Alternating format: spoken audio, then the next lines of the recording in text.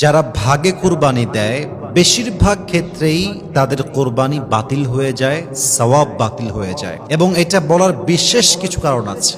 যারাই ভাগে কুরবানি দেন আমি সবাইকে বিনীত আবদার রাখছি, প্রিয় ভাইয়েরা প্লিজ মেহেরবানি করে 5টা বিষয়ে খেয়াল রাখবেন ভাগে কুরবানি দেওয়ার সময়। যদি এই 5টা বিষয়ে খেয়াল না রাখেন আপনার কুরবানি বাতিল হতে পারে, সওয়াব নষ্ট হতে পারে, আপনার এই শ্রম, আপনার এই অর্থ, আপনার এই নিয়াত, আপনার এই আমল সবকিছু বরবাদ হতে পারে। জাস্ট 5টা বিষয়ে খেয়াল রাখবেন, আপনার কুরবানি কবুল করতে পারে একজন। বলেন সবাই, তিনি কে? 1 নাম্বার, যারা 7 জন মিলে শেয়ারে কুরবানি দিচ্ছেন, খেয়াল রাখবেন ভাগে কুরবানি দেওয়ার ক্ষেত্রে সকলের নিয়ত সহি আছে কিনা। কারণ আর নিয়তুল ফাসিদা, প্রথম ব্যাপারটাই হচ্ছে এরকম, আর নিয়তুল ফাসিদা, যদি কোনো একজন ব্যক্তির নিয়ত খারাপ হয়, অর্থাৎ 7 জনের মাঝে একজনের নিয়ত হচ্ছে শুধু গোস্ত খাবো, জাস্ট গোস্ত খাবো, এটাই তার ইন্টেনশন, তবে আপনাদের কোরবানি বাতিল হওয়ার সম্ভাবনা অনেক বেশি। কারণ হাদিসে আসছে ইন্নামাল আমালু বিন্নিয়া, প্রত্যেকটা আমলের সওয়াব কি হবে, কেমন হবে, it's based on your intention. নিয়ত ভালো তো সওয়াব আছে, নিয়ত খারাপ তো আমলে কোনো সওয়াব নাই। এই জন্য খেয়াল রাখবেন আর নিয়তুল ফাসিদা, কোনো ব্যক্তির নিয়ত খারাপ আছে কিনা। রাজি আছেন তো ইনশাআল্লাহ? 2 নাম্বার, আর রিজকুল হারাম, 7 জন মিলে কোরবানি দিচ্ছেন কিন্তু খেয়াল রাখবেন যে কোনো একজন ব্যক্তির ইনকামটা হারাম আছে কিনা।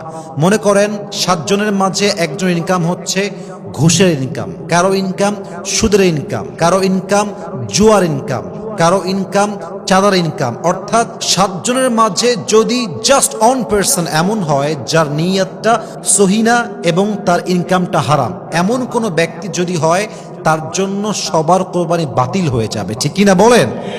এবং হাদিসে আসছে আল্লাহর হাবিব বলেছেন ইন্নাল্লাহা তাইয়িবুন লা ইয়াকবালু ইল্লা তাইয়িবান, আল্লাহ নিজেও পবিত্র, আল্লাহ যা কবুল করে তাও পবিত্র, ঠিক কিনা বলেন?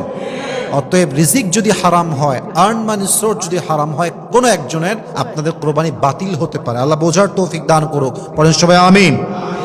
3 নাম্বারটা হচ্ছে আল মুজাদালা ফিল মিলিক, ডিসপিউটস ওভার ওনারশিপ রুয়েন কোরবানি। মাথায় রাখবেন, যদি আপনার ভাগে কুরবানি দেওয়ার ক্ষেত্রে ব্যাপারটা এরকম হয় যে একজন 500 কম দিয়েছে আর একজন 500 বেশি দিয়েছে, এখন এই মালিকানা নিয়ে ঝগড়া চলছে। অনেকে বলছে এই ভুড়িটা আমি নেব কারণ আমার 500 বেশি আছে, কেউ বলছে এই কলিজা আমি নিব আমার 1000 বেশি আছে। এই যে মালিকানা নিয়ে ঝগড়া করা আপনার কুরবানির সওয়াবকে বাতিল করতে পারে, নষ্ট করতে পারে। অতএব যার যেটা ভাগ থাকবে স্পষ্ট থাকবে, কিন্তু কেউ কাউকে মালিকানা নিয়ে খোটা দিয়ে, ভাগ নিয়ে ঝামেলা করে, ঝগড়া করে, নিয়তকে বাতিল করে কুরবানির সওয়াবকে বাতিল করা যাবে না, ঠিক কিনা বলেন?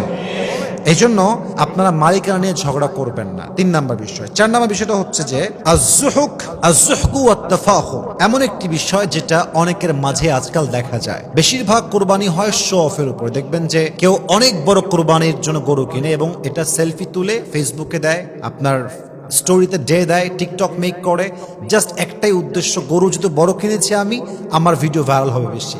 এই ভাইরালের চিন্তা, শো অফের চিন্তা আপনার সমস্ত আমলকে বাতিল করতে পারে, ঠিক কিনা বলেন? এজন্য যদি 7 জনের মাঝে যে কোনো একজন নিয়ত হয় শো অফ করা, সাবধান, জাস্টিফাই করে নেবেন। 5 নাম্বার বিষয়গুলো শেষ করতে যাচ্ছি। অনেকেই কোরবানি দেয় বাহির থেকে, যেমন আমি থাকি ঢাকাতে, আমি কোরবানি দেব চট্টগ্রামে, রাজশাহীতে, সিলেটে, যে কোনো এক জায়গাতে।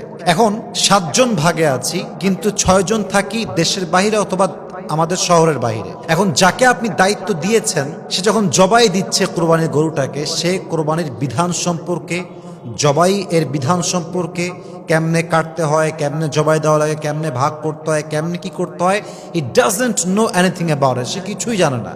এখন সে কোরবানির গরু জবাই করতে গিয়ে হত্যা করে ফেললো, কথার কথা। এখন একজনের মিস্টেকের জন্য, বিধান না জানার জন্য 7 জন কোরবানি বাতিল হয়ে যাবে, ঠিক কিনা বলেন? এজন্য 7 জন ভাগে দিচ্ছেন, অবশ্যই মাথায় রাখতে হবে সবার কোরবানির সম্পর্কে বেসিক বিধান জানা আছে কিনা, গরু জবাই করার সুন্নতি নিয়ম কি, কোন আহকাম আছে, কোন বিধান আছে জানতে হবে। অতএব খেয়াল রাখবেন, আমার দায়িত্ব টাকা দিয়ে দিলাম আর সব শেষ, তা নয়, বরং 7 জন মানুষ উপস্থিত থাকা জরুরি। যদি উপস্থিত নাও থাকতে পারেন, এটা মাথায় রাখতে হবে যে আমার যেই ভাগের কোরবানি দেওয়া হচ্ছে, গরু হোক ছাগল হোক, হোয়াট এভার ইট ইজ, গরু ছাড়া তো আপনার 7 ভাগ হবেই না। গরু যদি হয় তবে খেয়াল রাখতে হবে যে এখানে আমার এই কোরবানি দেওয়ার ক্ষেত্রে প্রভিশন তথা বিধান, হুকুম, আহকাম ঠিকঠাক আছে কিনা। আল্লাহ সবাইকে এই 5টা বিষয় বুঝে ভাগে কোরবানি দেওয়ার তৌফিক দান করুক। আমরা সকলেই জবান করে পড়ছি আমিন। এই 5টা ভুল যেন না হয়, আল্লাহ আমাদের সবাইকে 5টা বিষয় মেনে আমাদের কোরবানি দেওয়ার তৌফিক দান করুক। পড়েন সবাই আমিন।